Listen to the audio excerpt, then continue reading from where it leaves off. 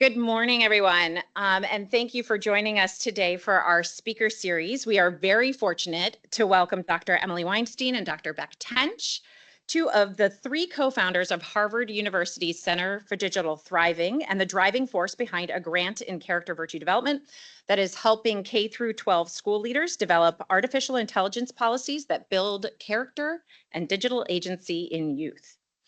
Emily comes to this work as a psychologist and researcher who studies how technology impacts teens, and she's really been at the forefront of the scholarly research and public conversation on this topic, and I highly recommend her 2022 book, Behind Their Screens, What Teens Are Facing and What Adults Are Missing, which she co-wrote with her colleague Carrie James, and which received widespread coverage from outlets such as NPR, Time, the New York Times, Wired, and the Washington Post.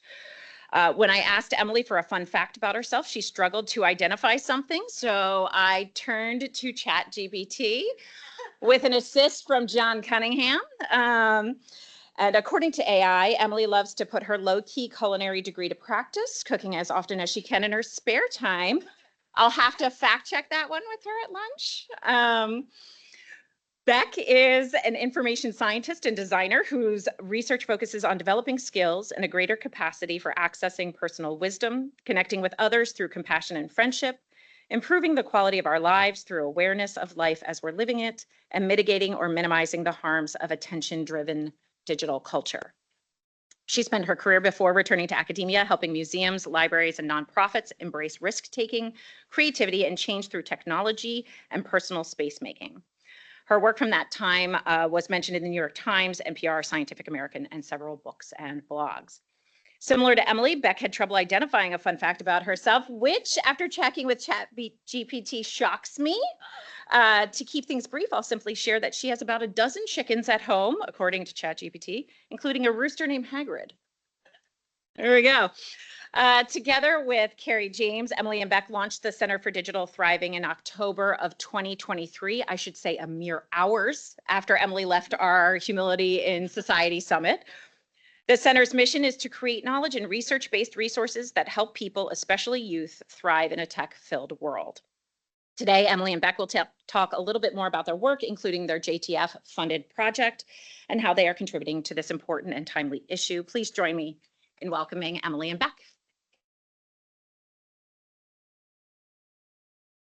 Thank you, Sarah. We're so excited to be with you all this morning. I'm Emily. I'm Beck.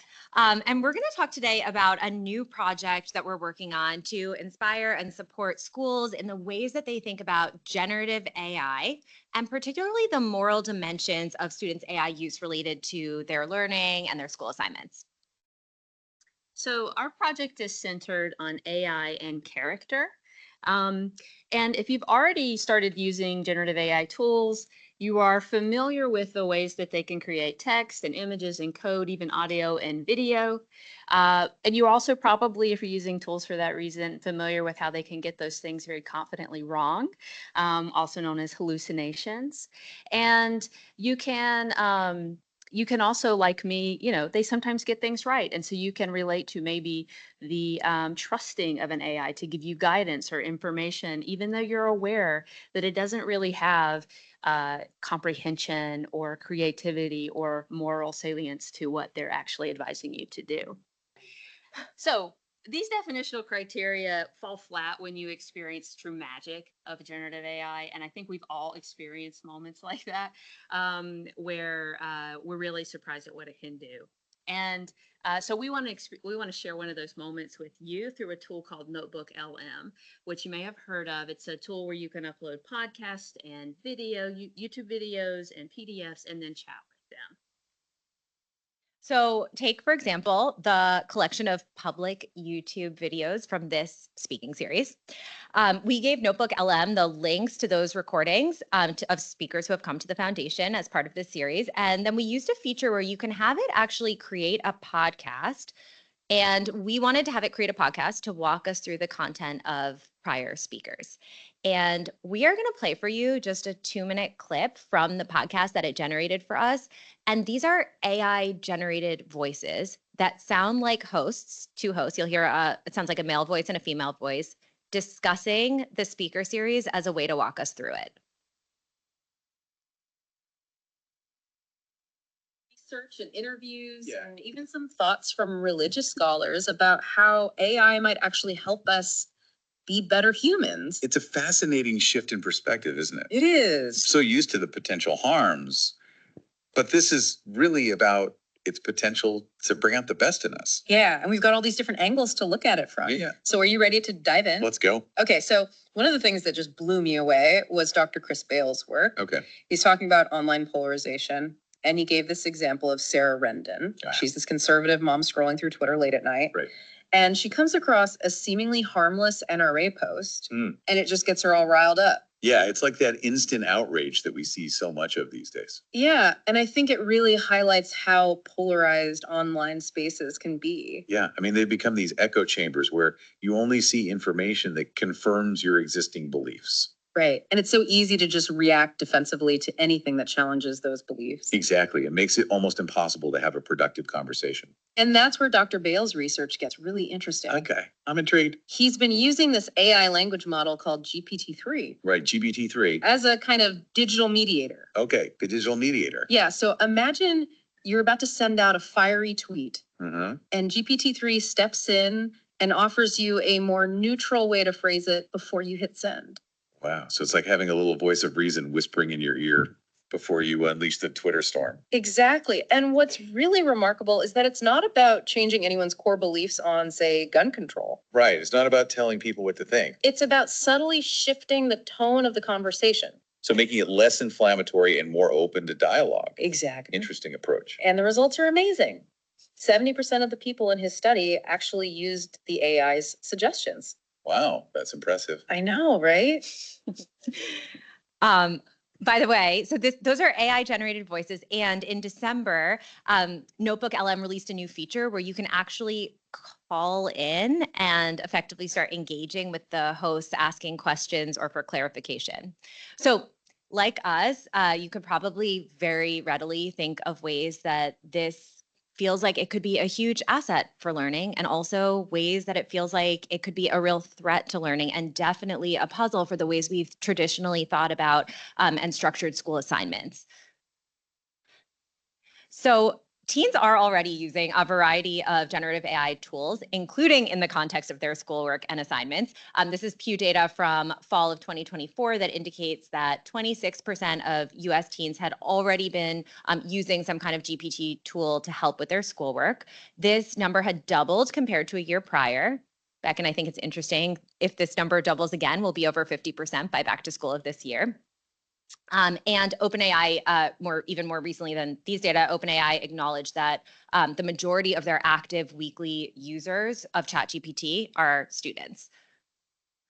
So when it comes to students who are teens and in high school and their assessments of what's okay versus not okay, what's acceptable, this is an interesting chart from that same Pew report that I just mentioned. And we can see some disciplinary differences when we're talking about, for example, doing math problems versus writing an essay. And we can also see this not sure as a fairly meaningful proportion of responses.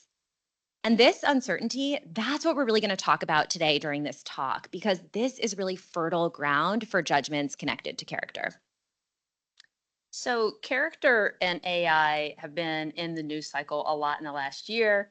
And this is because, but probably not in ways that this room might hope. This is because of the service character.ai that lets people spin up chatbots based on characters from stories like Dumbledore or Sherlock Holmes, based on celebrities, and based on just characters that they create themselves. And in the last year, we've seen some pretty tragic stories in the news cycle about young people using character AI and their chatbots encouraging them to self-harm or to harm others. So it's sort of underscoring that the stakes are high with this stuff, and the discussion of character and AI is actually all the more important. But of course, when we talk about character, we're orienting towards the definitions of character that are represented in this room: virtue, ethics, and Templeton's own understanding of character, of qualities that support both personal and also other-oriented growth that shapes our ability to maintain meaningful connections and also have a sense of purpose beyond ourselves. And in particular, we're leaning on Shannon Valor's technomoral virtues because we realize that you can't really understand character in today's world unless you're understanding character through the lens of living with technology. And last, the Jubilee Center's framework for character education as being able to be caught, taught, and sought also informs our approach. There are some big questions about AI right now. How are young people using these tools? How are they forming attachments to chatbots? And with what implications for their well-being, for their relationships? How are these tools going to reshape the workforce in the coming years? And how do we think about things like creative work and intellectual property and copyright? And for sure, how do we make sense of the implications of these tools for schools and for learning? We are relative newcomers to working at the intersection of AI and character and school policies. These are not domains that we are coming to with years of our own prior academic work to build on, but we do have a practiced design cycle that helps us really lean into big questions when we have them, especially in the realm of teens and technology. So this is a visualization of our approach at the Center for Digital Thriving. We start the process of leaning into big questions through really intentional, sensitized listening. This can involve focus groups, interviews, formal and informal kinds of observational work, sometimes surveys.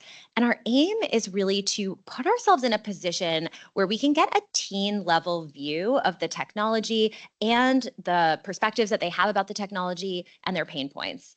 We're also really striving to understand the perspectives of the most relevant groups of adults in teens' lives. And in different studies, that also can mean involving different constituent groups. Sometimes we're especially curious about the perspectives of parents or clinicians, or in this case, educators.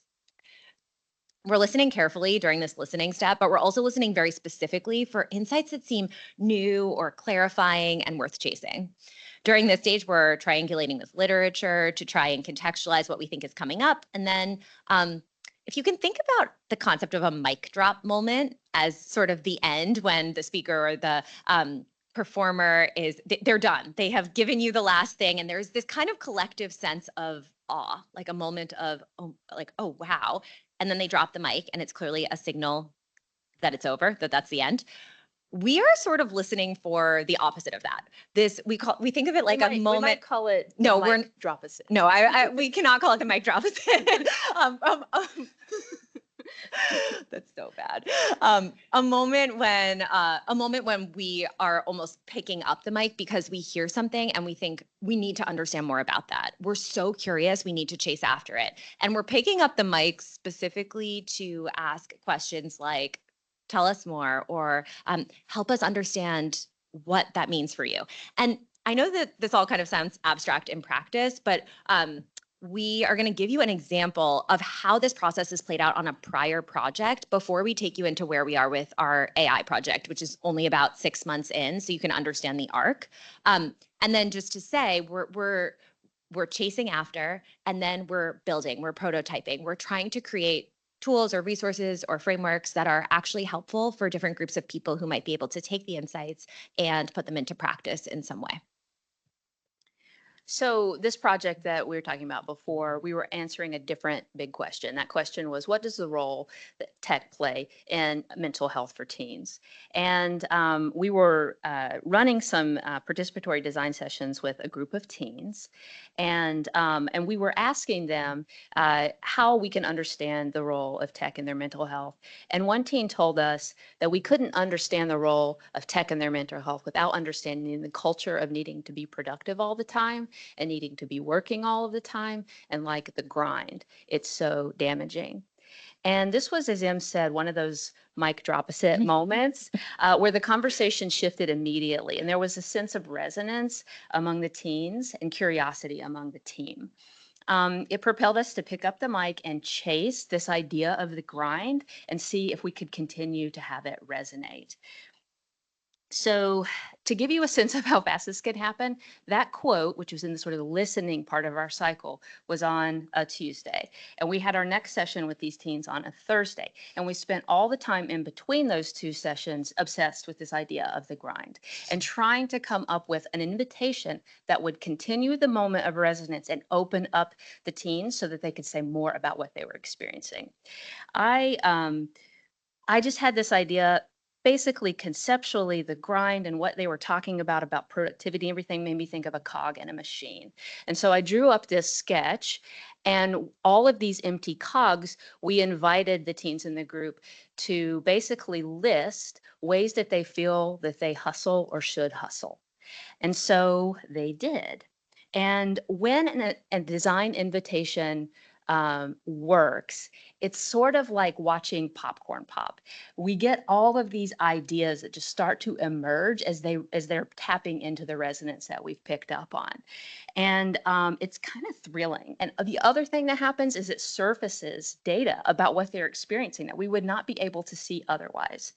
And so what we do in that process is that we take that data, we take the invitation, we repeat it with lots of different groups of young people, and then we use our qualitative analysis skills to analyze the data, in this case, a fairly light thematic analysis, and come to a sense of, here's an example of some of the grinds that we collected, come to a sense of like what the themes are underneath all the different grinds that they're experiencing. And in this case, we took those themes and we also conducted a nationally representative survey around making sure that like these grinds were actually grinds that larger population of teens would experience, and also asking very specifically what role social media plays in slowing down those grinds and speeding up those grinds, neither or both.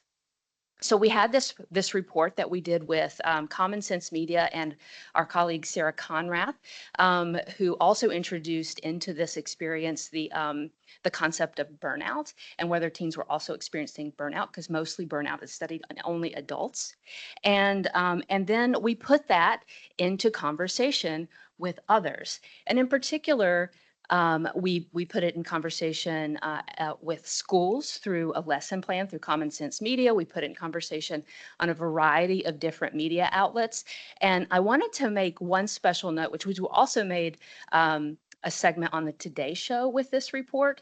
And the note that I want to make is that so going to record something like the Today Show, Em spent like nearly 2 hours with the host, Kate Snow, talking about the report. But the coverage on the Today Show was like 5 minutes. And, you know, Em had a couple of really great sound bites. But what was really cool was the fact that when Kate was talking with the other hosts about the grind, she really got it.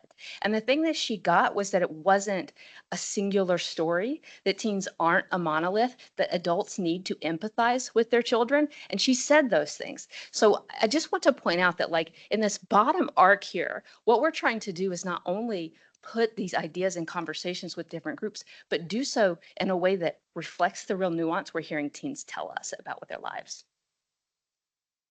Okay, so that brings us back to the big question for our Templeton project, which is what are the implications of generative AI in particular for schools and learning? So, and more specifically, we're asking two how might we questions. We're asking, how might we support schools in creating AI policies that are attuned to the ways young people use AI and with attention to their character development? and we're asking how might we motivate schools, researchers, and tech companies to engage their own empathy and intellectual humility to support young people. We're about 6 months into this over 2-year project, and there's already too much to share. But the thing that we're most excited to share with you today is that we have experienced one of those mic drop us at moments. It's growing on me. Just like we did with the grind. I'm gonna stick with it. It happened a couple of months ago in a listening session that we did that Em did with a group of teens. Okay, so during this particular session, we were talking about AI, and one teen shared a personal story. He said he wasn't really using any Gen AI tools himself, but he said his dad had recently told him this really cool story. And the story was that the dad's friend had used ChatGPT to write an anniversary card for his wife, and then he gave it to her, and it was so good that she cried. And he has this very positive reaction to the story. And then others in the group start having a positive reaction too, like, oh, that's really cool. That's really cool that he did that. And the initial reflections from the group suggest that at least a number of teens have the reaction that he had to that story. And I start asking follow-up questions. And I say basically, so sometimes, let me say as a backdrop to this, sometimes I find that as a researcher, I learn most when I can stay really intentionally neutral and just come from a place of neutral curiosity. But other times, getting to real understanding involves more of a genuine dialogue. And that's part of what happened in this case. And I think that's why I sort of shifted in the conversation. And I said something like, wow, I'm really curious about your reactions to this because I don't think I have the same reaction. I don't like the idea of my husband using ChatGPT to write an anniversary card that is so moving that I'm crying. And by the way, I don't even know that he's used GPT to write it, which I think is a key part of that story. So we started talking about this not only in that particular group, but I call back right after, which is often how we know that we've had a great session because we cannot wait to debrief it with our team. We start talking about this, and then we start sharing this story with other groups and asking teens, what's your reaction to this? We're trying to understand, was this just something anecdotal, like just this group of teens that felt this way? Might there be something developmental going on here about their calculus of good outcome means behavior was okay? Is there something sociocultural? Is there something generational? We don't know at this point. We're just really curious. So we start asking teens again and again, different groups of teens. And one thing that we hear is that some really resonate with the particular idea that sometimes you have an authentic feeling, but you can't get it into words. And it's really validating and satisfying. The word satisfying is used a lot. It's really validating and satisfying to have the kind of help that a generative AI tool can provide. And during one of the conversations that we were having, a teen was speaking to this particular point and said, sometimes you struggle getting it from your head into words. That's probably most of the time okay, as in that's an okay use of ChatGPT. But asking it to write an entire card, that's a line. That's a line, or more specifically, that's her line. And in this case, you might have a different line. And one of the things that we got really curious about as we were looking back at these transcripts was we kept getting drawn into this idea of a line. I think in part because there seemed to be a clear difference among teens and among us about where the line might be, but also among teens, there was some variation in where the line might be. And we wanted to understand more about that. We wanted to understand how they were orienting to it. And we started to wonder, could this be a way for us to open up conversations about where the line is in schoolwork too? So yeah, go ahead. Okay, so yeah, there was basically a very intense fascination amongst our team with this concept as we tried to figure out how we might actually build on it, how we might create a similar design invitation to the gears that you saw that would elicit teens' thinking and make it visible to us, but also potentially help clarify their own thinking for themselves. So Beck is an amazing designer, as you've probably gathered from these, from not only her slides, but visualizations. And we came up with, and Beck illustrated these 3 different ways to potentially bring to life the concept of a grind. And you can see them here, a traffic signal. The middle one is sort of this gradient of agreement, which we'll look at in more closely in a second, and then a boundary line like you'd see on a playing field. And so we got ready to bring these back to teens as design thinking invitations. So design invitations, they have 2 parts. They have this sort of visual here, and in case you can't see it, this boundary line says in bounds and out of bounds. They have this sort of visual, but they also have a prompt. And in this case, the prompt that we used was to come up with different kinds of assignments that a teenager might have in school. Here you see writing an essay, doing an art project, completing math problems, coding an app. So we had different assignments that they might have, and we asked them to pick an assignment and then to generate all the ways that technology in particular, not technology, all the ways that generative AI could be used to help with that assignment. And when we did that, the popcorn started popping and they started putting in all these different ways. So this particular group picked The Great Gatsby, and the assignment was to write a 5-page analytical essay about it. And I just wanted to point out a few of the different Post-it notes here. So for example, you'll see in the top here that, there's grammar and spell check, but down here at the bottom middle, there's one that says inputting a quote and asking why it's significant. And there's also creating, not exactly sure it is, but finding counter arguments for your points. And then there's, of course, the like write the whole essay for me examples. And we had very clearly asked them to surface as many ideas as they could come up with and not worry at this step if they thought it was okay or not okay. Yeah. Okay, so then we quickly took all the stickies they had generated them, we copied them into a kind of bank, and we gave each team their own version of that sticky bank and their own map, gray area space to play with. And we asked them to just map out the Post-its based on their own ideas about what would be okay or not okay. Not what would be allowed or not allowed in their classroom, but like what they really believed would be an okay versus a not okay use. And you'll see on one far side, this is kind of like an adapted Likert. So from totally fine to 5 crosses a line with the box around mostly okay, not really sure, feels sketchy. So this is one teen's map. This is another. Here they are side by side. These are the same Post-its that they've mapped in, remember, like I would say a very low stakes setting. We have no connection to their schools or teachers. And if we zoom out, these are 6 different maps from 6 different teens who are all mapping the exact same set of activities. And without even reading the details, you can just sort of see how the ink is spilled on the page here and that their judgments are actually different from one another. This was so interesting to us as we watched it happen, and watching it happen then again and again as we watched 3 different groups of teens map 8 different assignments just in our first stage of this design cycle. We saw this kind of pattern of variation again and again and again. And when we did this activity, I want to note that we used all 3 of the examples and we tested them in different orders. And then at the end, we would ask the groups which way of mapping has the most promise. And the conclusion was unanimous. They all preferred the gray area version in particular because it gave them more structure. It was allowing them to be specific and it helped them to organize their thoughts. Often the magic of these moments, though, is that it resonates beyond the teens and the team. And we're seeing that happen with the gradients. First, we met with our project advisors, Tom Harrison, Stefania Druga, and Sarah Conrath. And one of them was teaching a class. I think we met on a Wednesday and No, it was a Thursday. She was teaching Friday. Or Monday. Monday, yeah. So we met on a Thursday. She was teaching class on a Monday and she said, can I use this on Monday? And so we like spun up a version of it, created a little loom, sent it to her. She used it. And ever since then, every single educator that we have talked to about this has wanted to see it.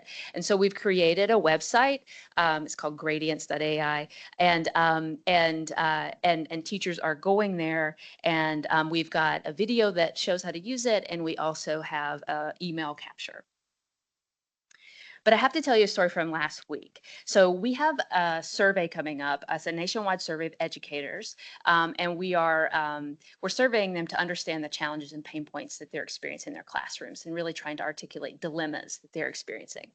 And I was testing. We were doing cognitive pre-testing on the survey, and I was testing it with this educator, and she said the following. She said, "We just need a way to explore the gray areas of AI use, to figure out what crosses the line and how to handle those gradations administratively with parents and our policy." Now, we had talked nothing about the about the gradients. Like, she had no context at all for this other part of our work. And so I like stopped the cognitive pretest at that moment. I just paused it and I said, "I've got to show you something." And I shared my screen and I showed her the gradients thing, and her jaw dropped and she's like, "I've got to use this right away." And she has begun using it, and she emailed just last weekend and said that she's told everybody she can about it, and she's got it on her honor board and departmental chair meeting to bring it to the whole school. Yeah, so I think design research is in many ways different from a lot of traditional research processes, which you may have already been thinking as you're listening to us walk through. And one of the reasons that we use it is because it allows us to be responsive and nimble, which in our field is just an absolute must given the pace of tech change. And the way to validate and iterate and harden design ideas like gradients is to put them in front of people and to have people start using them. So while we're still very early in the process of actually developing and for sure researching the use of this tool, we're also already sharing it with you today and also in a variety of other ways. And there's some real vulnerability to that, I think. We're still making sense of the ideas ourselves. We're still in the process of triangulating with literature. And just for context, I think you probably followed this, but the process that we just described of going from that quote going to the actually building out the gradients and then bringing it to young people, that whole process was played out over the last 6 weeks. So this is a talk that we have not given before, and these are ideas that in fact we didn't even know about 2 months ago. Yeah. So we're already receiving photos from educators who are using this in their classroom. And Emily and I were on a podcast called Search Engine. It's a podcast by PJ Vogt, and it has a subscriber base of like 1.5 million listeners a month, which we tried not to think about while he was talking to us. And while we were talking to PJ, we screen shared all the stuff we just shared with you so he could see some of what we're learning. And one of the coolest parts, just like with Kate Snow, is that he had his own aha moments and he started to get the nuance around this, both in his role as a journalist and also in his role as a step parent. And we heard him articulate in the episode things that had nuance when a lot of this conversation be quite polarizing. I think one of the only ways we got over the initial feeling really daunted about the idea of speaking to that many people on a topic that we still feel like we're such learners in, was this sense that, I mean, we said very explicitly, we don't know, but we're fascinated by these questions and we would love to think alongside you about them. And I think that spirit has been really protective for us in helping us feel like we can actually share ideas that we're still very much making sense of. We're also very excited that we've been invited to be guests at the Vatican in a couple of weeks to participate in a convening and share some of the emerging ideas about children and AI with a group of advisors for the Pope. That feels so cool. I'm so excited. It's the Pope. It's the Pope.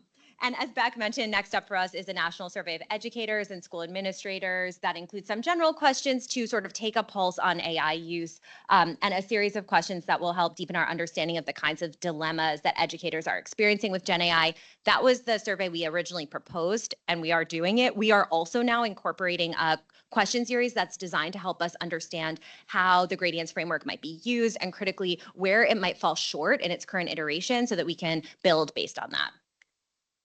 So gradients is just one insight, one cycle through this design process. It's just one way to make the thinking from teens and educators about AI more visible, just one tool that we can have to address the policy landscape that schools are facing with artificial intelligence. But we're especially excited about it because it achieves a lot of things that are hard to achieve at once.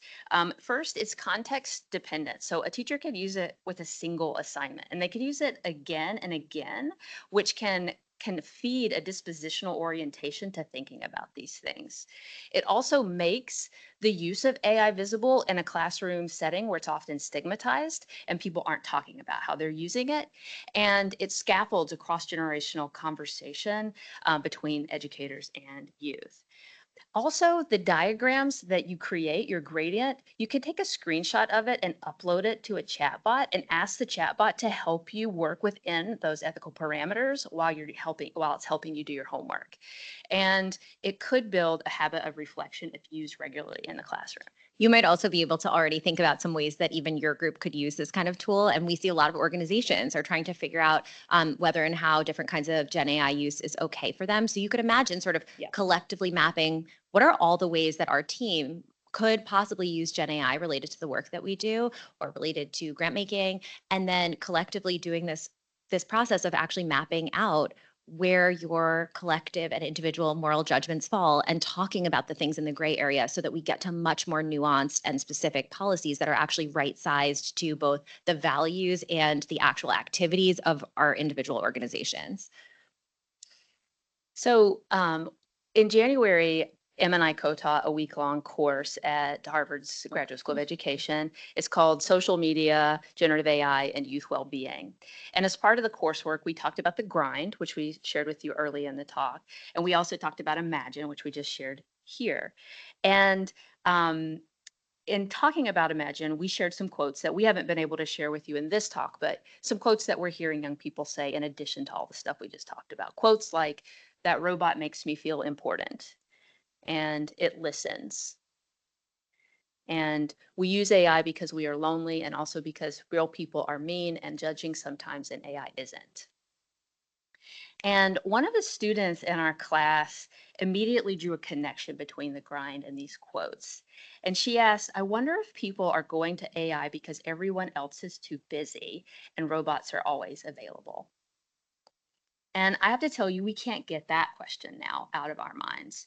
It's another one that we're obsessing over. And as I talk about AI with educators and with parents and with teens, I start seeing the grind show up. Educators don't have time to reinvent education. Parents don't have time to understand what AI is and what the rules should be.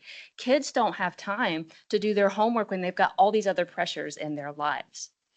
And so, honestly, it's not unlikely that everyone in this room in the next year or so will feel the grind to use AI in their own work so that we can keep up. Beck and I have invited a few scholars and friends, and this is just our wrap up. So, and then we'll open for questions. But Beck and I have invited a few scholars and friends to start a reading group with us. And so each week we're reading a couple of articles about youth and AI, and then we're convening for a sort of seminar style virtual conversation. And just last week, we revisited an article that Sherry Turkle wrote in 2007. And in this piece, she describes a friend who had been severely disabled by an automobile accident and who was considering robotic companionship as and robotic help after having several negative experiences with human caretakers. And her friend said to Sherry, "Show me a person in my shoes who is looking for a robot, and I'll show you someone who is looking for a person and can't find one." This quote echoes what we're hearing from teens who say things like, "That robot makes me feel important and it listens, and we use AI because we are lonely and because real people are mean and judging, and sometimes AI isn't." Based on what we've already learned in the last 6 months of the project, we're wondering how the grind plays a role in the classroom and AI. It has us thinking about how we might complete this sentence for teachers, for parents, and of course for students. So maybe it's something like, "Show us an educator that bans AI use in their classroom, and we'll show you someone who wants to make sure their students' learning isn't compromised by tools that no one, not even the makers of these tools, fully understand." And maybe for students, it's something like, "Show us a student who uses AI to cheat, and we'll show you someone disconnected from the purpose and certainly the joy of what they're learning." We really believe that we need to talk about AI in schools, and we mean that very literally. 6 months into this research, our sense is that we need to help create space and frameworks for talking about AI and navigating some of the gray areas that are very real and are coming up already for students. We want to support educators and students so they can have conversations cross-generationally, so that they can directly engage the moral dimensions of these new technologies and cultivate the practice of engaged reflection around their uses. And we need to not only talk, but also to listen. All of us, I think, really need to be in listening mode because the tech is changing at a truly incredible pace, and our approaches will need to evolve too if we are going to stand any chance of meeting this moment. Thank you so much. Thank you.